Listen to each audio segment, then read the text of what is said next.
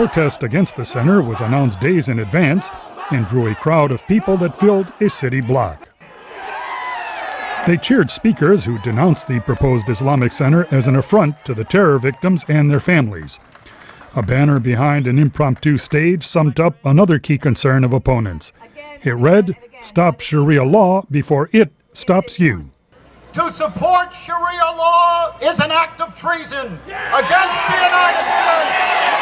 Speaker Robert Lawrence won loud approval when he implied that President Barack Obama, New York City Mayor Michael Bloomberg, and other politicians are betraying the U.S. Constitution by supporting the right of Muslims to build an Islamic center so close to what is commonly referred to as Ground Zero, the site where the World Trade Center once stood.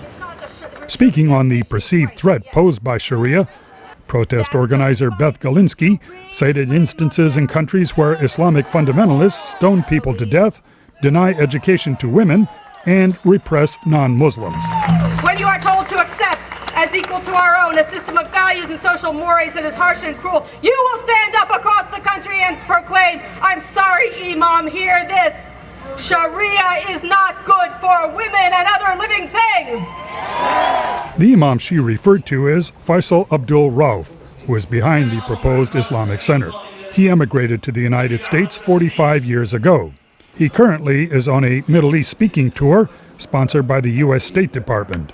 Rauf also represented the United States in the Muslim world during the George W. Bush presidency. Rauf's wife, Daisy Khan, appeared on ABC Television's This Week program on Sunday. She said her husband's vision for the center is modeled after similar Christian and Jewish centers that are open to all Americans. Many include places for worship. There will be 500-seat auditorium. There will be a swimming pool. There will be, athletic facilities. There will be cooking classes.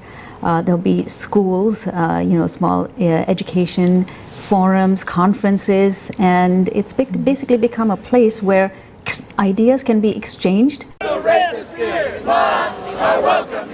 Islamic Center supporters gathered on a street corner 2 blocks from what many opponents are calling the Ground Zero Mosque. Many critics say they believe that Khan and her husband have ulterior motives for building the center and that they represent a faith that is at odds with American values. Supporters take the couple at their word and accept them as solid American citizens. There is little sign of compromise. Khan says the Islamic Center must be built because there is too much at stake. Several speakers at the protest rally said it must not be built because it threatens American liberty. Peter Fedynsky, VOA News, New York.